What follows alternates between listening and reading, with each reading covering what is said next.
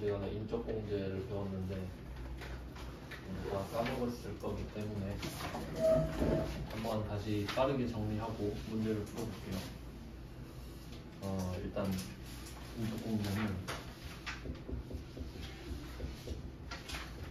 물적공제랑 대비되는 개념입니다. 물적공제는 편의상 돈을 쓴 것에 대해서 세금을 좀 깎아주는 걸 말하고, 인적공제는 내가 데리고 있는 사람들, 부양가족 때문에 깎아주는 상황을 말해요. 인적공제는 두 개로 나눠졌는데 기본공제랑 추가공제가 있었습니다. 기본공제가 일단 소득이랑 나이 요건이 있었는데 그 전에 봐야 될 게 그 그림 그려드렸잖아요. 그림 이렇게 해서 대충 뭐 이런 느낌으로 이렇게 절반을 접으면 요 그림에 일단 들어와야 돼요. 그래서 뭐 고모 안 되고 조카 안 되고 이런 게 있었죠. 그래서 이게 일단 1번 이 그림 안에 들어와야 되는 거. 두 번째가 생계를 같이 해야 되죠. 그러니까 이 그림 안에 들어와도 아예 같이 안 사는 경우도 있잖아요. 그때는 해당이 안 될 수도 있었죠. 그래서 그 두 개를 깔고 나서 그 두 개를 통과했으면 이제 나이랑 소득을 보는 거죠.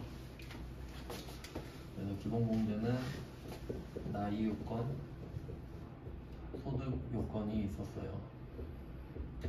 다 또 원칙과 예외가 있었는데 나이 요건 같은 경우는 쉬웠죠. 20세 이하 또는 60세 이상 만 나이로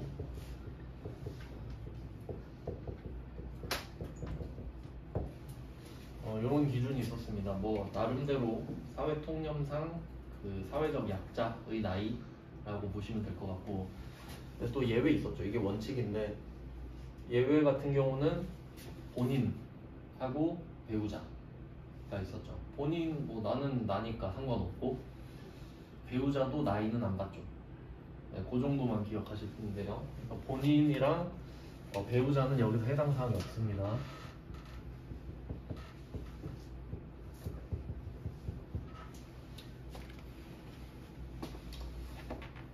네, 뭐 이렇게 됐었고, 그 다음에 소득 요건 이 부분이 좀 포인트였는데 원칙과 예외로 나누죠.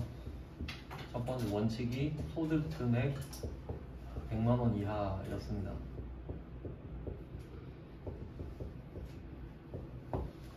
소득 금액 100만 원 이하. 문구 자체는 되게 쉬운데 여기 두 가지 의미가 있다고 했었죠. 첫 번째는 소득이 아니라 소득 금액. 소득이 아니라 소득 금액. 소득은 수익에 가깝고 소득 금액은 이익에 가깝죠. 그래서 그 이익에 가까운 개념 소득 금액 첫 번째. 저번에 했던 거니까 이제 좀 상기를 시켜야 됩니다. 오늘부터 외워야 돼요 이제. 그 다음에 두 번째는 이 소득 금액은 8개의 금액을 합친 거라는 거죠. 이자, 배당, 사업, 근로, 연금, 기타, 퇴직, 양도까지. 이 8개를 소득이라고 하니까 두 가지 의미가 있었다는 거를 아셔야 돼요. 소득이 아니라 소득 금액이다. 그리고 소득엔 8개가 있다. 그러니까 8개의 소득 금액을 합쳐서 100만 원 이하. 이렇게 봐야 되죠. 그러니까 8개나 합쳤는데 100만 원밖에 안 되면 적다 정도의 느낌으로 보셔야 됩니다. 그 다음에 예외가 있었죠. 근로소득밖에 없으면은, 그러니까 여기선 총급여액인데 총급여액이라는 말이 근로소득에 해당하는 개념입니다.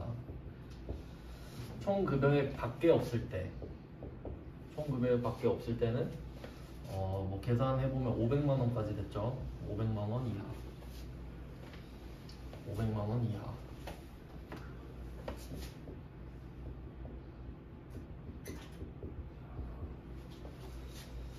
네, 요거는 근데 소득이잖아요. 소득 금액이 아니라 요거 치환할 수 있어야 되죠. 근로소득에서 공제를 한번 빼면 근로소득 금액이 나오잖아요. 원칙도 기준이 소득 금액이니까 얘도 소득 금액으로 치환을 해서 생각을 해야 되죠. 변환을 해가지고. 그럼 얘는 150만 원이었죠.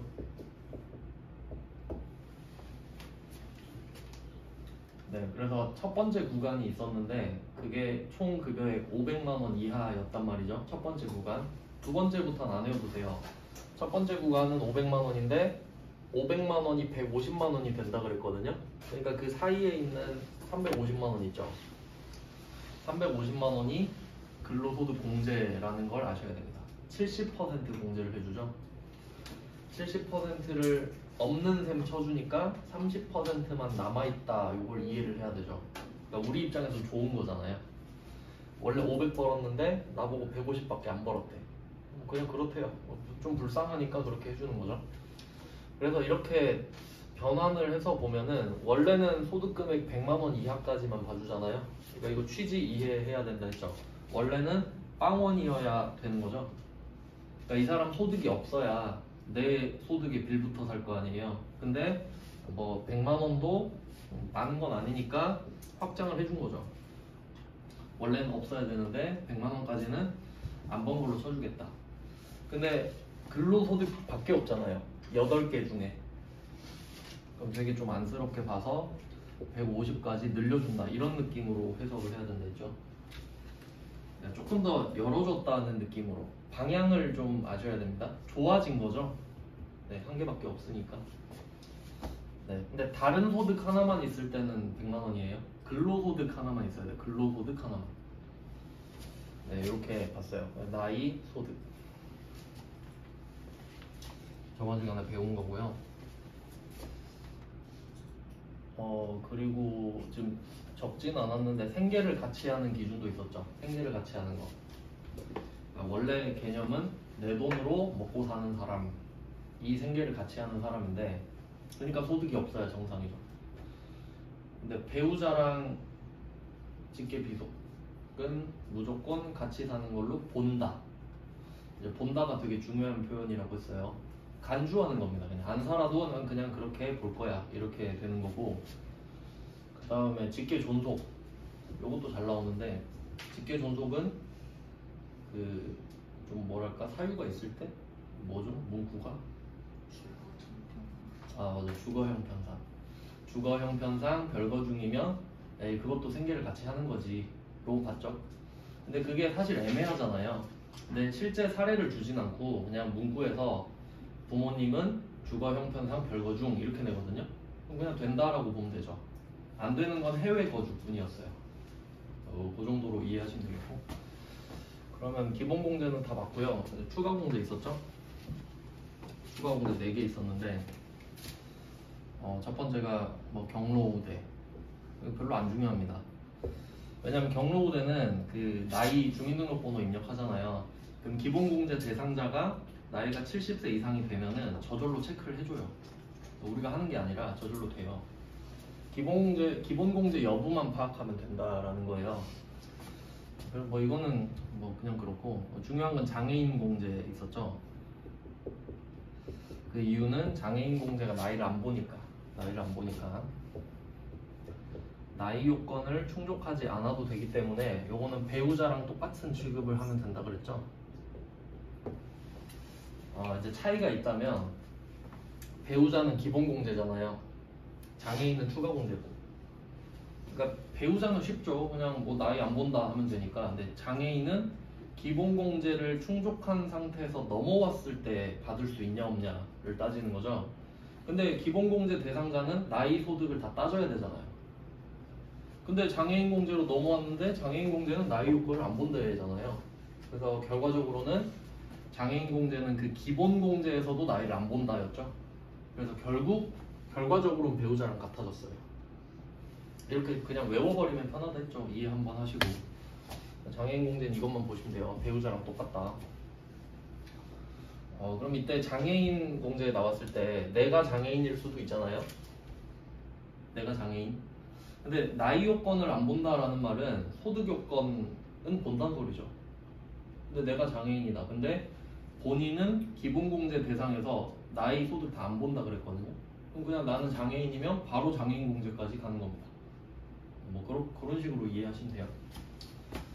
네, 그 다음에 이 두 개는 중복 공제가 된다 그랬고요.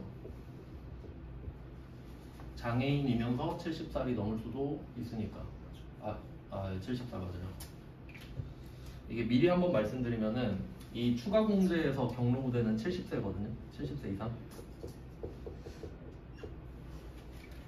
인적 공제죠, 인적 공제. 나중에 물적 공제 배워요. 돈 쓰는 거. 그 중에 의료비 있거든요. 의료비. 병원에서 돈 쓴 거. 근데 거기에도 경로가 있거든요. 거긴 65세예요. 그러니까 경로가 2개 있는데 이제 또 헷갈릴 수 있겠죠. 그러니까 인적 공제에서 경로는 70이고 의료는 65세입니다. 일단은 한번 말씀드렸어요. 그때 또 말씀드릴게요. 그렇게 중요한 건 아니에요. 꼭 외워야 되고 그런 건 아니고 그냥 그런 게 있다 정도. 그다음 세 번째가 부녀자 공제. 이거 무조건 나옵니다. 그러니까 뭐 중요도로 치면 장애인 공제, 부녀자 공제인데 장애인 공제는 누구에게나 해당될 수 있었죠. 나도 해당되고 배우자도 해당되고 직계 비속, 직계 존속, 형제자매 다 될 수 있죠. 그리고 장애인일 수 있으니까. 근데 부녀자 공제 같은 경우는 본인만 따지죠. 본인만. 그러니까 내가 부녀자냐 아니냐만 따지는 겁니다. 그래서 범위가 되게 좁죠. 그러니까 나만 보면 돼요. 나. 본인입니다. 본인. 그리고 뭐 2가지로 갈라졌었는데 우리는 그 첫 번째 라인만 보면 됐죠. 첫 번째가 여성, 두 번째가 배우자가 있다, 세 번째가 종합소득금액 3천만 원 이하. 뭐 시험 내기 좋죠. 3개가 엔드 조건이니까. 근데 여기서 1번, 2번은 솔직히 쉽잖아요. 여자고 배우자가 있는지는 그냥 나오니까 바로. 근데 이게 문제죠. 종합소득금액 3천만 원 이하냐 아니냐 요걸 따져봐야 되는데 아까 말씀드린 것처럼 그 소득이 있고 소득 금액이 있잖아요. 근데 여기서 소득 금액이죠. 그러니까 이익에 가까운 개념. 근데 요거를 악용하면 총 급여액으로 줄 수도 있다는 거죠. 아까 봤듯이 총 급여액 500만 원이 근로소득금액 150만 원이랑 똑같잖아요. 그럼 종합소득금액 3천만 원이다 하면 당연히 알죠. 된다. 2,900만 원 된다. 2,800만 원 된다. 3,100만 원은 안 된다. 바로 나오죠. 근데 총 급여액 4,800만 원이다. 이런 우리가 그 종합소득 공제표 아니 그 근로소득 공제표가 없기 때문에 다 외울 수가 없잖아요. 그래서 제가 금액 딱 하나 알려드렸죠. 4147인가? 4147 금액이었죠. 4147만 원. 네, 요 정도. 아마 정확한 금액은 4,147만 508원인가 그런데 그것까지는 안 내니까. 네, 결론은 총 급여액이 4,100만 원이다 하면 147만 원도 되는 거니까 4,100만 원도 되는 거죠. 3,000만 원이 되면 2,900만 원도 되는 것처럼. 그러니까 이 2개가 같은 거라고 보시면 돼요. 네, 같은 거라고. 똑같진 않지만 그냥 4147 정도로 기준을 잡아놓으면 편해요. 그럼 4,200 내도 맞출 수 있죠. 안 된다. 이렇게 4147. 네, 그래서 부녀자 공제는 저것 때문에 내는 거고요. 3천만 원 때문에. 그리고 가끔씩 사실 궁금해하진 않는 것 같은데 그냥 뭐 들으면 궁금하지 않을까 싶어서 말씀을 드리면 한번 생각해 보세요. 부녀자 공제는 컨셉 자체가 그냥 여자라서 해주는 거거든요. 뭐 딱히 뭐 없잖아요. 저 3천도 적은 돈 아니죠? 연봉 4천이 적은 거 아니잖아요. 근데 여기서 이런 생각을 할 수가 있어요. 나중에 보면 이 배우자가 돈이 겁나 많은 거예요. 그럴 수도 있잖아요. 그럼 어떻게 되냐 이거지. 안 궁금해요? 아니 배우자가 돈이 많으면 내가 못 받지 않을까 이런 생각이 들 수 있잖아요. 근데 그런 제한 자체가 없습니다. 배우자 존재 여부만 봐요. 나 소득 안 봐요. 혹시 궁금하실까봐. 보통 궁금해하진 않는데 소득 상관없습니다. 배우자가 백수여도 되고 억만장자여도 상관이 없어요. 왜냐면 본인이 여자인 게 좀 중요한 공제인 것 같거든요. 취지는 잘 모릅니다. 이건 무슨 취지인지. 그래서 시험 내기가 좋아요. 그러니까 이게 문제 나오면 생각이 든단 말이에요. 나오면 배우자 돈이 너무 많은데 어떡하지? 이렇게 되거든요. 상관없다. 그 다음에 마지막이 한부모 공제인데 요거는 빈도수로 보면은 빈도수가 굉장히 낮아요. 대신에 내면 틀릴 확률이 높다. 근데 아까 105회 합격률을 봤는데 50%가 넘었 48%인가? 요새 좀 퍼주더라고요. 합격률이 점점 올라가요. 25, 30, 35, 40 이렇게 올라가더라고요. 그래서 세무 2급은 거의 붙을 것 같아요. 제대로 하시면요. 그냥 붙는 게 아니고 그 사람도 열심히 했겠죠. 시험도 쉽게 나온 것도 있지만 한부모 공제는 말 그대로 이름에 다 나오죠. 부모여야 되는데 한 명밖에 없어야 되니까 이름이 다 했죠. 그럼 당연히 자녀가 있어야지. 그리고 배우자는 없어야지. 이거 기본이죠. 그래서 배우자는 없어야 돼요. 한부모 되려면. 그냥 배우자 있으면 부모잖아요. 그냥 배우자 없어야 되고. 그 다음에 두 번째가 직계 비속이 있어야 돼요. 비속. 근데 이거 말씀드렸죠. 그럼 직계 비속이 30살이고 변호사면 그럼 뭐 먹고 살 텐데 알아서? 그럼 그 부모를 왜 공제해 주냐 이거죠. 전혀 쪼달리지 않을 텐데. 그래서 이 직계 비속은 기본 공제 대상자여야 되죠. 그거까지 체크하셔야 돼요. 그러니까 나이도 어리고 돈도 없어야 해준다 이 말이지. 기본 공제 대상 직계 비속만 됩니다. 네, 이렇게 정리를 했어요. 이게 저번 시간에 배운 건데 좀 새롭지 않나요? 처음 배우는 것 같고 그럴 것 같은데 오래 쉬어가지고 4일 동안 쉬었잖아요. 자, 이제 문제를 풀겠습니다.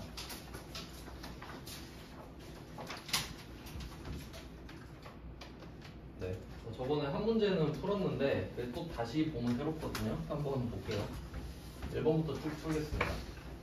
그리고 저번 시험이 105회였는데 105회는 이 인적공제가 안 나왔습니다.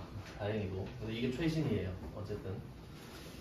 그리고 아마 제 생각에 필요 없는 문제는 좀 뺐을 것 같은데 얘는 문제가 좀 적어서 아마 다 넣은 것 같습니다. 칸도 많이 차지 안 하고 해서. 한번 볼게요. 자, 1번 문제부터 보겠습니다. 체크해야 되는 게 뭐냐면 일단 그림 같은 경우는 우리 머릿속에 있잖아요. 그림은 대각선 안 된다. 근데 말해줘야 되는 게 있죠. 첫 번째 줄에 부양가족은 생계를 같이 하고 있다. 이게 대전제잖아요. 그러니까 주민등록도 같이 돼 있고 같은 주소로 돼 있고 실제로 내 돈으로 이 사람들이 살고 있다. 이 정도. 그냥 원래 그렇게 말합니다. 그다음 본인부터 볼게요. 본인 같은 경우는 맞다, 이거 하나 빼먹었네요. 이거 한부모 공제도 본인만 되는 거죠. 그리고 중복 안 된다고 말씀드렸고, 근데 중복이 나올 리는 없어요. 그래서 본인 나오면 3개 체크하시면 되겠네요. 장애인인가, 부녀자인가, 한부모인가. 항상 습관을 들이셔야 돼요. 경로부대도 나올 수는 있지만 70세 이상인데 근로소득자일 확률이 적으니까 그렇게 안 될 것 같고요. 그럼 본인은 아무것도 해당 없죠. 본인은 됐고요. 그다음 배우자 갑니다. 배우자는 나이를 안 보잖아요. 동거 여부 상관없죠. 상관없고 저번에 말씀드렸으니까 1번은 빨리 볼게요. 퇴직소득 금액 100만원. 지금 100만원 넘었죠. 초과했죠. 안 돼요. 소득 때문에. 그 다음에 모친. 모친은 나이는 되는 것 같습니다.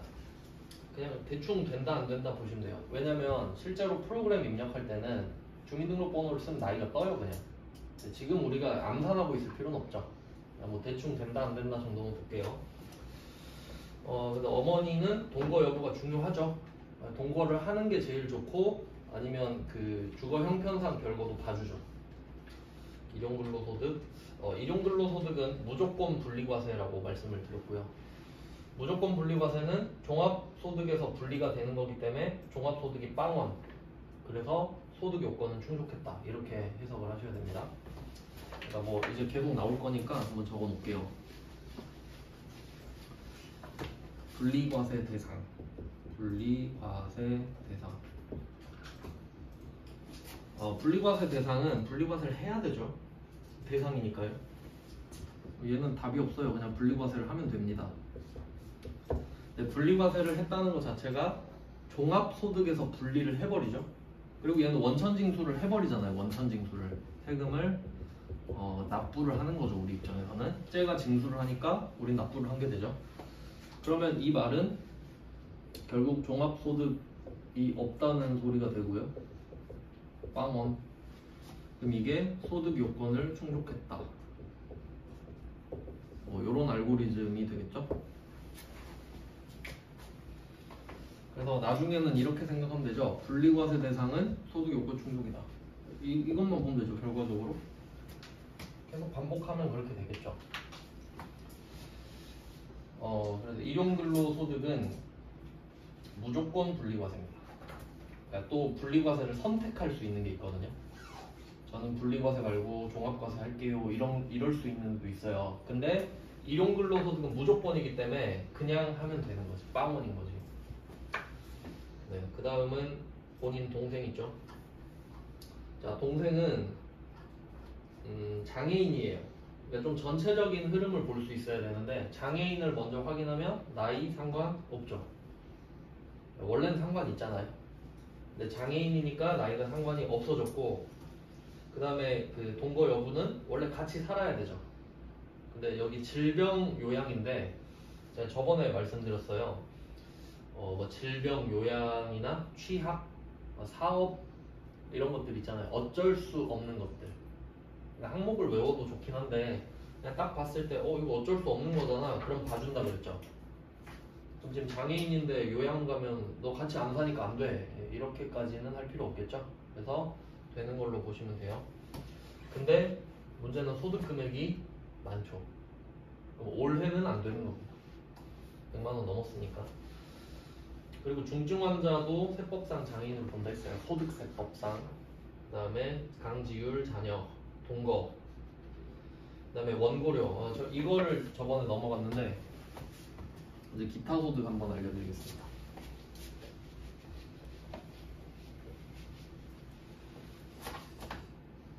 기타 소득은 컨셉이 일시적입니다. 일시적. 어쩌다 한 번.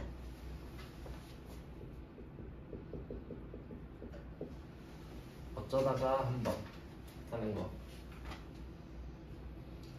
뭐 여러분이 뭐 글쓰기가 취미인데 어쩌다 한번 뭐 원고를 한번 써주고 돈을 받았다 이런 것들 있죠.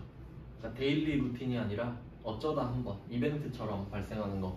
그래서 이 기타 소득의 가장 대표적인 게 복권이거든요. 복권 매주 당첨되는 거 아니잖아요. 내가 복권 당첨되면 기타 소득이에요. 어쩌다 한번 벌어들였으니까. 근데 이런 걸 좀 잘 파악하셔야 되는데 복권이 기타 소득인데 복권 당첨금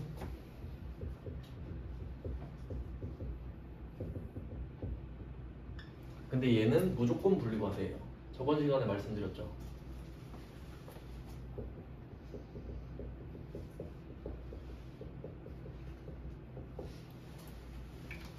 그럼 이걸 가지고 생각을 해볼게요. 얘는 시험에 잘 나오거든요. 복권 당첨금. 생각을 해봅시다. 복권 당첨금은 소득으로 치면 기타 소득이 맞습니다. 일시적이니까요. 근데 무조건 분리과세. 이유는 말씀드렸죠. 누가 당첨돼도 국세청은 똑같은 세금을 걷고 싶거든요. 안정적으로. 참고로 일본에는 그 복권에서 세금 안 뗍니다. 아세요? 행복에는 세금을 안 뗀다 그래서 우리는 떼죠. 그럼 뭐가 이길 것 같아요? 무조건 분리과세 써있죠? 분리를 하겠죠. 무조건이잖아요. 무조건. 조건 없이. 네가 기타든 뭐 근로든 나는 조건 안 본다. 그럼 얘가 이기죠. 그럼 얘는 형식적인 기타 소득인 거죠. 그냥. 그러니까 분류할 때는 복권이 근로소득은 아니다. 이 정도 느낌이지. 결과적으로는 소득 그 과세 방식이 중요하잖아요. 그럼 얘는 얼마를 당첨되든 간에 원천 징수를 하죠. 그러니까 소득 요건 충족해버리지. 세금 다 낼 거 됐으니까. 그래서 이건 뭐 상관이 없고요. 근데 지금 나온 것처럼 원고료 있잖아요. 이런 게 일반적인 거죠. 어쩌다 한번 원고료를 받았다. 그럼 이게 그 필요 경비를 인정해주는 소득인데, 그럼 뭐 예를 들어 지금 100만 원 받았잖아요. 그럼 이게 소득이에요, 소득. 소득 금액이 아니죠? 그러니까 100만 원 받은 거는 전체 금액이잖아요. 그럼 이 중에 그래도 세법에서 인정해 주는 게 이 100만 원 버느라 얼마 썼냐 이거지. 솔직히 뭐 얼마나 썼겠어요. 솔직히 이거 무형자산인데 내 머릿속에 있는 거 꺼내서 쓰는 건데 원고지, 볼펜, 끝이죠. 네, 그렇게 인정해 주면 한 10,000원 이럴 거 아니에요. 네, 뭐 다 그런 건 아닌데 이런 인적 용역 같은 경우는 60%를 필요 경비로 인정해 줘요. 그냥 뭐 너가 좀 애썼으니까 60% 정도는 썼다고 쳐줄게 의 느낌이지. 우리 입장에서 좋은 거죠. 내가 이 원고 쓰는데 2만 원 썼거든요. 근데 나보고 60만 원을 썼대. 그럼 좋지. 아, 네 감사합니다 하고 필요 경비 60% 60만 원이 되는 거예요. 난 60만 원을 쓴 게 돼요. 뭐 이런 느낌. 그래서 얘는 필요 경비. 빼면 소득 금액이 나오겠죠. 40만 원 이렇게 되겠죠.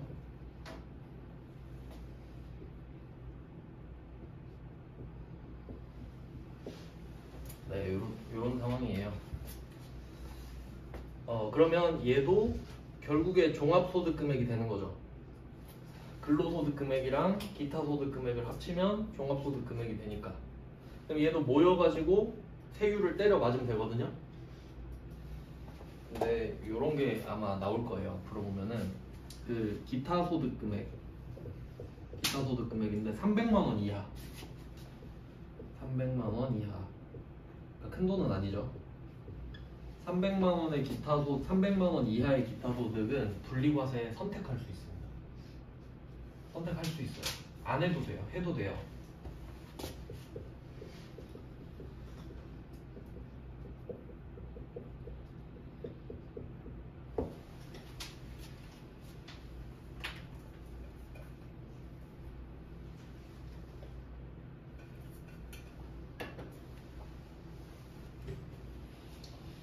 그러니까 사실 이 문제는 조금 애매한 겁니다. 그러니까 지금 300만 원 아래잖아요. 40만 원이라 치면 뭐 아닐 수도 있는데 어쨌든 100만 원 아래지 않습니까? 그럼 여기서 분리과세를 선택했다 정도는 말을 해줘야 맞습니다. 근데 그냥 좀 흐름을 보시면 웬만해서는 이게 그 분리과세를 선택하는 게 이득이에요. 왜냐면 여기서 분리과세를 하잖아요. 여기서 22%를 때려요. 22%를.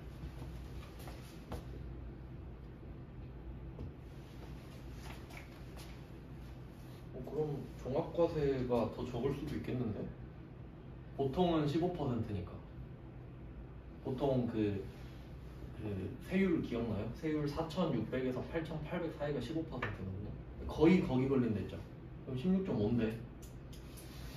뭐 그래서 좀 이런 문제는 애매하긴 한데 그냥 300 이하면 분리과세 선택한 걸로 간주하더라고요, 보통. 그래서 이게 사실 60%를 몰라도 된다 그랬죠, 저번 시간에. 왜냐면 애초에 소득이 100만 원이면 소득 금액도 100만 원이잖아요. 그럼 가능은 한 거죠. 뭐 그런 취지로 내는 것 같습니다. 그래서 그냥 없는 걸로 보면 된다. 네, 이렇게 해석이 결과적으로는. 네, 괜히 한번 흔들기로 낸 겁니다. 분리과세 시키면 될 것 같고요. 그리고 어차피 네, 두 가지 측면으로 볼 수 있어요. 분리과세를 얘가 선택하면, 그러니까 강지율이 분리과세를 선택해야 돼요. 얘도 종합소득 신고해야 될 거 아니에요. 있으니까. 네, 그렇게 하면 분리과세면 빵원이죠. 그래서 소득 요건을 충족하고요. 근데 만약에 얘가 종합소득 골랐을 수도 있잖아요. 얘가 어릴 때부터 세법 공부해서 엄마 그거 아니고 종합소득 해야 내가 세금 덜 내요. 이럴 수도 있잖아요. 근데 어쨌든 100만 원 이하죠. 그러니까 어쨌든 된다고 결론은. 이해됩니까? 그러니까 좀 입체적으로 보셔야 되는데 지금 내 거 근로소득 하고 있잖아요. 연말정산. 근데 강지율도 소득이 따로 있다는 거지. 네 소득, 내 소득. 근데 이때 강지율이 어떤 선택을 해도 지금 나한테는 100만 원 이하인 거잖아요. 그게 중요한 거죠 지금. 그럼 상관없겠네. 뭘 고르든 간에. 네, 그래서 정답 처리가 되는 거예요. 된다. 네, 이제 2번 문제를 볼게요. 2번 문제도 이게 문제마다 다 다르니까 문제를 잘 살펴보셔야 됩니다. 보통 나오는 게 두 번째 줄에 나오는 세부담이 최소화되도록입니다. 그러니까 결국 내가 다 받는다 이 말이거든요. 다른 형제 없다 이 정도 해석하시면 되고. 볼게요. 본인부터. 본인은 연간 총 급여가 7,200만 원인데 상관없죠. 그냥 참고만 하시면 됩니다. 그다음에 두 번째 정이석 배우자 나이 상관없고요. 동거 여부도 상관이 없죠. 원고료 또 나왔네요. 기타 소득이라고 돼 있죠. 소득 금액이 아니라 300만 원이래요. 그럼 대충 때려봐도 얘는 무조건 분리과세 선택이 가능한 금액이죠. 소득 자체가 300 이하니까. 그래서 분리과세를 선택했다네. 안 하면 모르거든요. 안 하면 모르죠.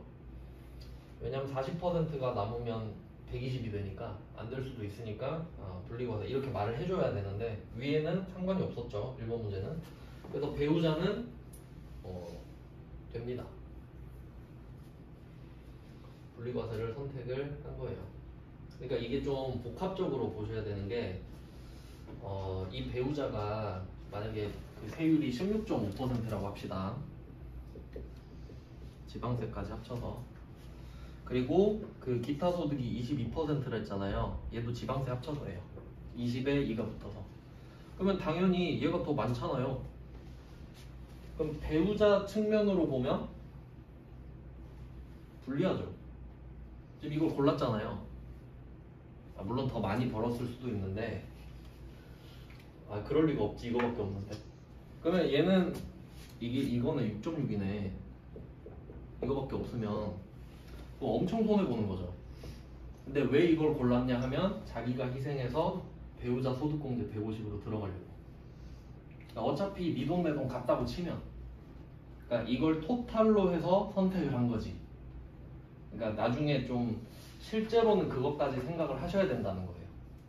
그러니까 배우자 혼자로 보면 당연히 엄청난 손해를 본 거지만 배우자 나랑 이야기를 해가지고 야 어차피 퍼센트 해봤자 금액이 작으니까 야, 네가 좀 더 내고 소득공제 내가 150 받으면은 내가 페이백 해줄게.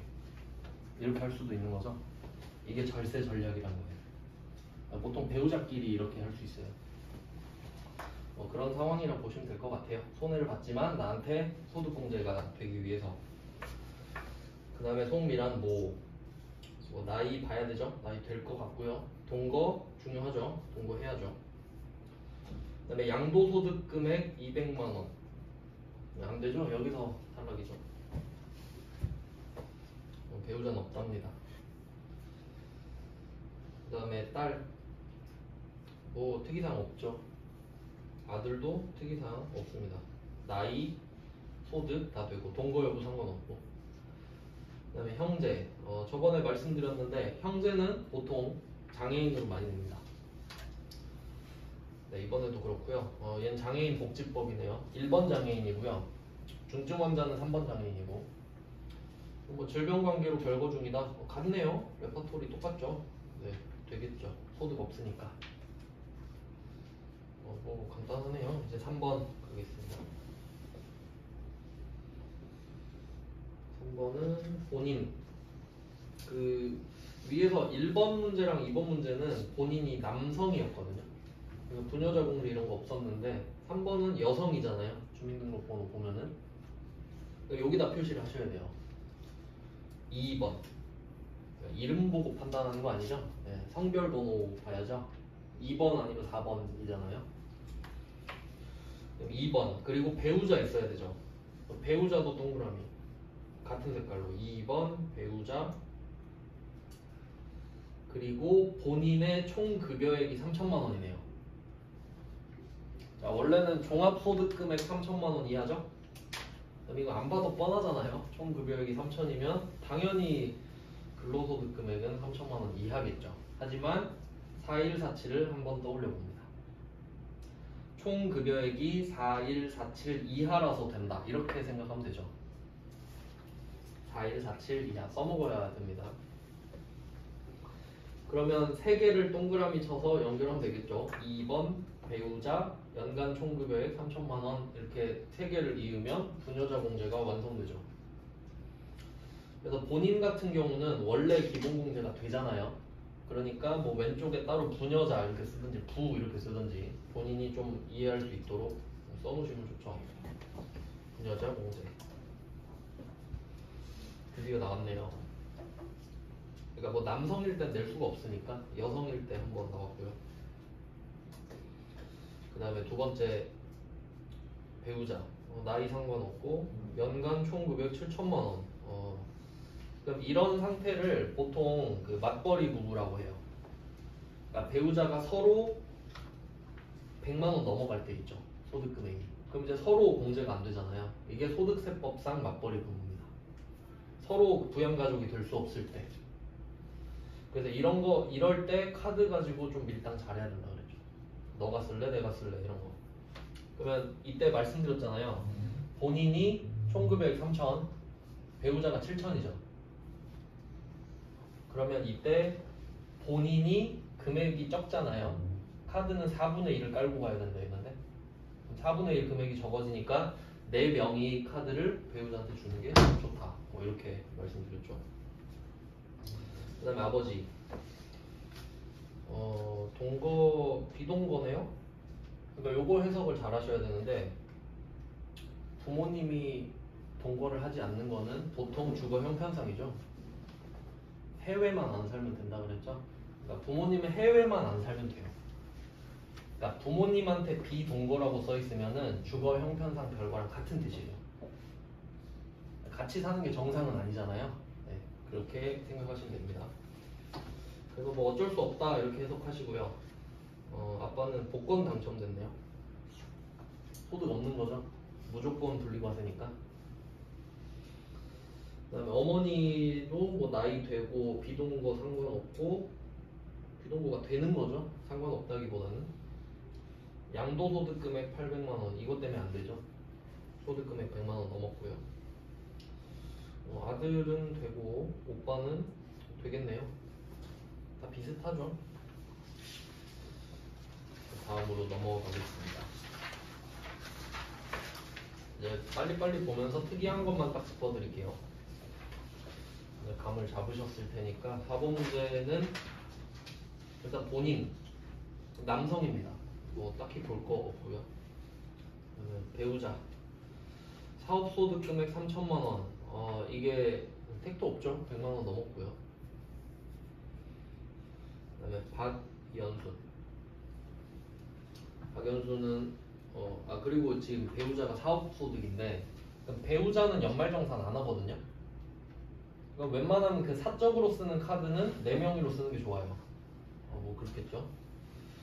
그리고 그 의료비 같은 것도 내 이름으로 다 끌어쓰고 뭐 그런 게 있습니다. 그다음에 어머니 이 문제에선 이게 포인트입니다. 어머니가 계신데 나이는 뭐 되고요. 주거 형편상 별거 이거 비동거랑 같은 뜻이라고 했죠. 해외만 안 살면 돼요. 부모님은 뭐 별 문제가 없어 보입니다. 소득도 없고요. 근데 이 부분을 좀 박스를 쳐주시면 좋을 것 같은데 그 두 번째 줄부터 네 번째 줄까지 있죠. 윤성수의 직계존속인 땡땡땡땡 해서 부양중까지 요걸 좀 눈에 잘 띄게 박스를 쳐주세요. 왜냐면 어차피 이거 나중에 볼 때는 정성스럽게 보는 거 아니거든요. 보다가 형광펜 뭐지? 하고 이 정도만 보는 거니까. 그럼 여기서 키워드는 법률혼입니다. 법률혼. 이게 굉장히 무서운 말이죠. 법률혼. 법률로 결혼을 한 거니까. 그러니까 혼인신고를 한 겁니다. 혼인신고. 이거랑 반대되는 말은 사실혼이죠. 사실혼은 혼인신고 안 하고 사실적으로만 사는 거죠. 그럼 이게 법률 혼이면 법적으로 효력이 있는 거잖아요. 네. 뭐 그런 내용인데, 그럼 이게 읽어보면은 새엄마죠 그냥. 윤성수의, 그러니까 내가 윤성수잖아요 지금. 직계존속인 고인 윤성우 아빠겠죠. 근데 아빠는 고인이에요. 생전에 재혼을 하셨잖아요 이분이랑. 그러니까 나랑 피 한 방울 안 섞였지만 법적으로 우리 엄마죠. 호적으로.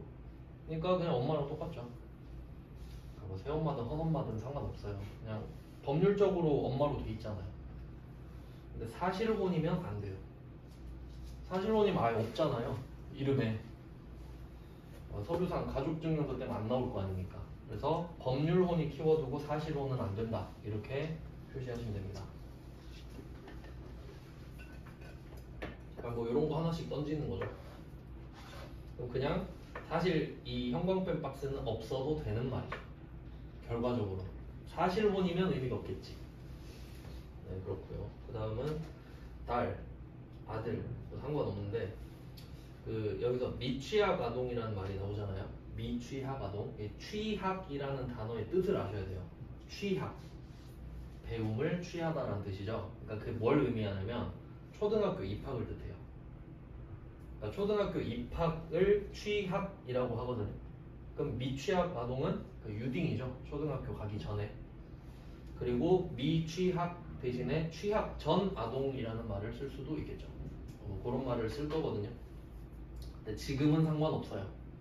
왜냐면 지금은 20세 이하면 장땡이잖아요. 근데 물적 공제에서는 써먹는 날이 오거든요. 그러니까 미리 알려드렸어요. 지금은 상관없습니다. 그 다음에 5번 갈게요. 5번만 보고 좀 쉬겠습니다. 5번 본인 여긴 특이하게 비장애인 장애인을 깔고 가네요. 뭐 남성이라서 부녀자는 없고요. 배우자 사업소득 금액 안 되죠. 그 다음에 김조선 김한국의 직계존속이면 아빠인가 봅니다. 무조건 분리과세 대상인 기타 소득 금액. 그럼 이건 분리과세 했단 소리죠. 소득이 없으니까 통과. 뭐 나이도 되고요. 그 다음은 강춘자 나 여성 배우자의 직계존속. 뭐 장인 장모가 되겠죠. 주거 형편상 별거중. 요거는 그 같은 급으로 칩니다. 우리 엄마 아빠랑 너네 엄마 아빠랑 똑같은 취급이기 때문에 장인 장모도 주거 형편상 별거중이면 내가 끌어서 받을 수 있습니다. 왜냐면 배우자가 어차피 사업소득이 있는 거 보니까 연말정산 안 되죠. 그럼 당연히 내 이름으로 해줄 수 있겠죠. 그럼 양도소득 금액이 100만 원인데 딱 커트라인이죠. 딱 되는 겁니다. 여기서 1원만 더 있어도 안 되죠. 100만 원이라서 되고요. 그 다음에 김우주 김한국의 직계 비속. 우리 애인가 봐요. 장애인복지법 1번. 나이 안 보고 소득만 보죠. 통과.